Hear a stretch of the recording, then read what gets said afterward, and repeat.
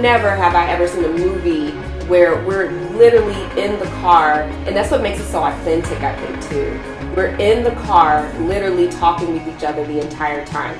And you as the audience is completely brought into it because you have no choice. You're in the car with us. You're like the third person in the back seat that's like, can I get out of here, please? Because I'm hearing everything going on. But then it's like, I'm really hearing everything going on and I want to know more. So that is where you guys are. You're in the car with us the whole way, going through these ups and downs, these funny moments, these sad moments, these angry moments. And I was so for it. I've never seen a movie like this before. So you're going to play the lead and direct it and call the movie your name? Come on, I mean, it's a little too much. Okay, you're just not in the mood, are you? Wow. I'm not trying to pick a fight. I'm just trying to find out if you missed me. Do you even care?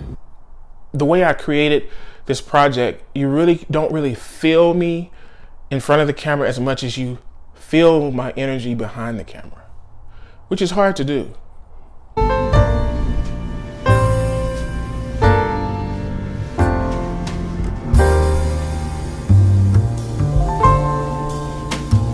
So this movie is very personal for me because the movie talks about relationships in a way that I think a lot of us have never really seen on film in this way. My character, Kelly, is centered around pretty much a very strong, independent type woman that is with her husband and in a situation where I wouldn't say she traps him, but she has to meet with him at the airport, and she uses that opportunity to be like, hey, I'm going to tell you exactly how I feel and exactly what I think. And we're in this car for 2 hours, so you can't go anywhere, man. So she brings that to the forefront of the entire conversation, her emotions, her feelings. It's like you went on tour and that's all you care about is your book. When Carl came to me with the concept, I was hooked immediately because I know what it's like. I'm sure a lot of other women can resonate with Kelly, where you have all these thoughts running through your head, these emotions going through your head of what my man is up to, what he's thinking. And how many times have we been in a situation where you want to kind of bring it up to him or say to him, hey, you know, we really need to have that talk. I have something on my mind I really need to express to you. And it's always like, oh, I gotta go. So I got the idea driving in the car one day, and I had this crazy idea that what if a couple had a conversation in a closed environment where neither one of them could escape? You're angry. You're not peaceful. I'm angry at you, and I will never fully be at peace. I'm here. I'm trying. So I thought, how about we have this couple be in the car? And the worst nightmare you can think of for a man is to have a conversation with his wife when he knows they're not on the best of terms. And he's got to have that conversation with her in the car, and it's a long drive. That is probably the worst feeling any man could ever feel. You have a roller coaster of emotions. It's always up and down, especially when it comes to talking with your significant other. So I know so many women have been there, and hopefully when you watch this film, you can feel what Kelly's feeling. You can see them as a couple and kind of resonate with what they're dealing with together in their relationship. So many topics that they touch on that everyday women touch on. And that's why I feel like so many people will love Kelly's character and really resonate with her character. This story was a complicated story to tell because there's so many layers to how you tell a story like this. So in the movie, there is a very, I would say, very tragic kind of volcanic type scene where they touch on something that is very, very touchy in our society, period. And it's just something that they go through as a couple that is extremely difficult, and trying to navigate that together and seeing his emotions and her emotions at the same time. So I think that's one thing maybe not everyone and every couple will understand or can relate to that particular part, but you can definitely feel the tension in the room. You can understand from a guy's perspective, if you're watching with your spouse, what he's dealing with and how he's trying to understand and relate to her feelings, even though he really can't. And then on the other side, you see the woman's side, Kelly's side of her emotions and what she's feeling and her trying to understand. It's really just both of these two people that clearly they love each other. They really do love each other, but they just have a very difficult time expressing their feelings to each other about something so volatile and so tragic in their life. So in the beginning, the movie kind of starts out with, let's just say, a possible affair situation, someone possibly involved in trying to take Kelly's man, maybe not. It's just something she suspects. Andrea is like old school cinema to me. She's very, she comes to the set so prepared that it makes my job as a director easy. And considering that I'm also playing the co-lead with her, I felt like nobody else could really play this part in a way, I guess, that would be believable, because no one would get what was in my mind to pull this off, to make this thing look as legitimate as possible. I wanted people to feel the anxiety and the frustration that she was feeling. And I knew that I would give her enough to bring that out, but not too much where it looks like I'm taking over the movie. So this is my second film working with Carl. First of all, he's an amazing director. If you have not seen A Strong Black Woman 2 on Tubi, make sure you check that out. That is the very first film I had the opportunity to work with him on. And he's just an amazing, amazing director. He really knows what he wants to do and the direction he takes you in, and he kind of pulls you in and pulls you out. That's pretty much how the movies are. And it's something where you just can't stop watching. And that's what I love about him. We have a very great chemistry when it comes to working together, because he's so good at just bringing these characters out of you, okay? So if you're an actor or an actress and you do get the opportunity to work with him, this is what I'm talking about. He really pulls it out of you. He really, really brings the character out, okay? To the point I forget I'm Kelly, and I kind of exploded on him a little bit with some anger. And it wasn't, it was not the Kelly anger, it was Andrea's anger. So, I mean, but that's just what a director does. If he's bringing you out of your element and taking you into the character itself, like I was no longer myself, if that makes sense. I was no longer Andrea, I really was Kelly, because he brought that out of me. So you really get the opportunity to work with an amazing director. One of the components to creating a great story is the characters have to be interesting to watch. And then one of the mistakes that a lot of filmmakers make is they think telling a story is doing a lot of cuts and edits and movements in the cameras and all this cool stuff. Was great, but if you're not telling a story, then it gets really boring after the first 20 minutes. You start to go, okay, this is just an overdrawn commercial. So one of the things I thought I had to do was go old school. I love old school cinema. It's just one of the best ways to tell stories. And one of the things that old school cinema did, they would always tell stories with long takes. I mean, it got to a point I've read with Mr. Hitchcock, who was one of America's, or is considered one of America's greatest filmmakers.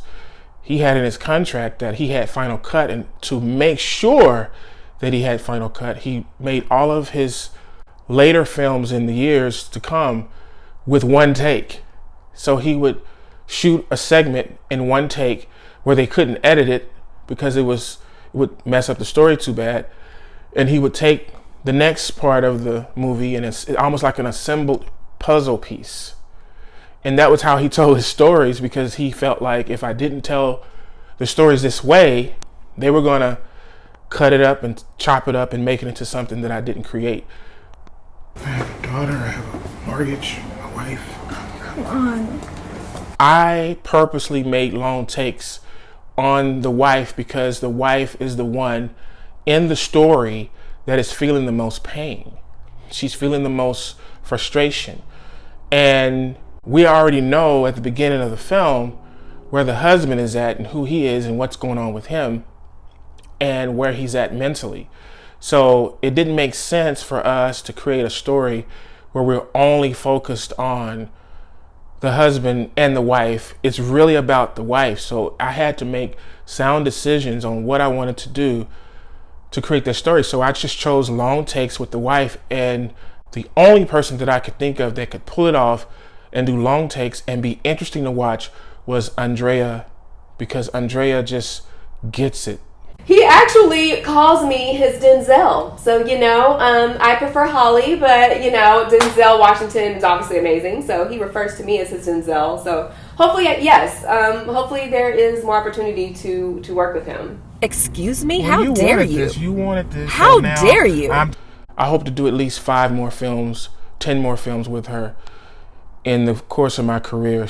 I want to see us have kind of a library of films that we did together, because she's that good, and I just feel like she's so underrated. Sometimes with black actors and actresses, they give us, in the mainstream, they give us 5 or 6 people that they consider or deem the best.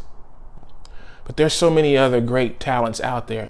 When I first read the script, I was honestly blown away. I've seen some movies before, who hasn't seen any type of movies where, couples get into these sort of spats with each other. But this one was just different. I've experienced this story in many ways. Like, I've dated, I've had relationships, I've never been married, but I get the concept of marriage on a level that's higher than most men that are married. And it's because I study it. I'm able to look inside the elements of what's going on in my own relationships, past, present, future. I can't say future, but past and present. And my friends and family who may or may not be happy at any given time of the year, day, or patches of marriage. And sometimes in marriage, it's just patches. You hit rough patches. You just had a bad year. No reason behind it, no rhyme behind it. It just happens.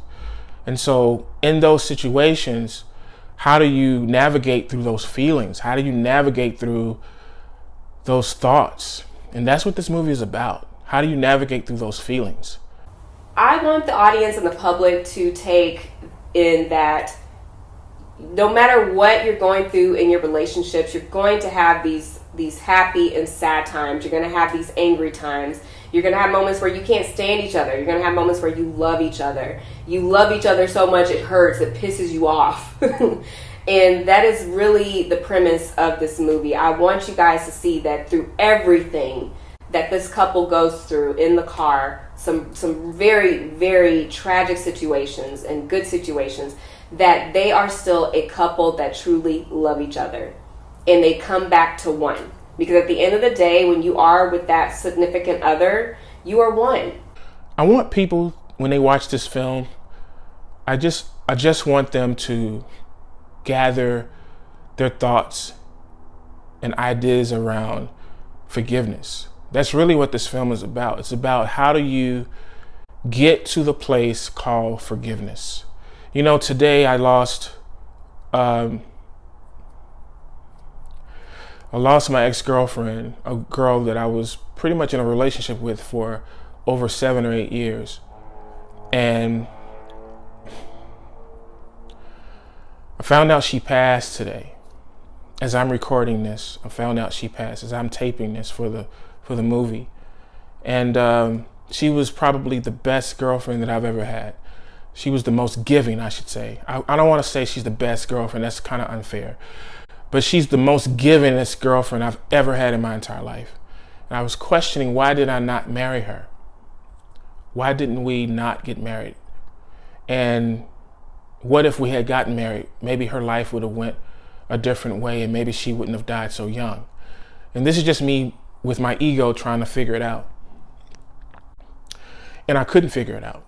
But the one thing I did leave away with this conversation that I had with myself, I left with the thoughts of the only reason why we didn't work out is because one of us or the both of us did not practice forgiveness to the fullest extent of the word.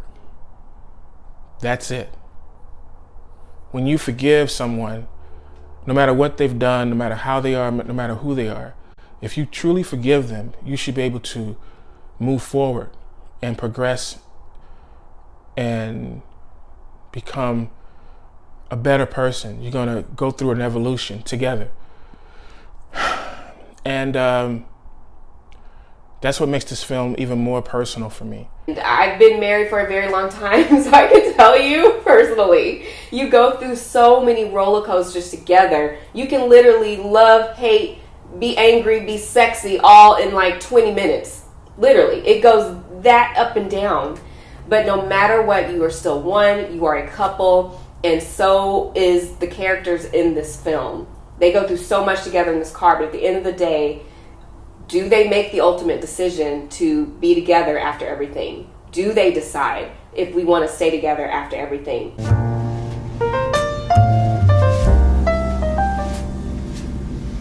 We did a lot of things in post to try to give it that really rugged 8mm-ish look there. You know, I wanted the edges to look kind of like it's an old film print almost, and put all type of layers of colors and grains that would make it pop. And I think it looks extremely well. Like, the thought was, what if a movie that was done in the 90s was trying to mimic something that was done in the 60s? That was my thought. Like, what would that film look like? What do you mean you don't want to do this? What if I shot a movie in the 90s, but I was trying to pay homage to the 60s or the 50s? What would that film look like? And so it has kind of a Fatal Attraction grain to it, mixed with old school cinema. And I love the textures and the quality of the black and white palette that we chose.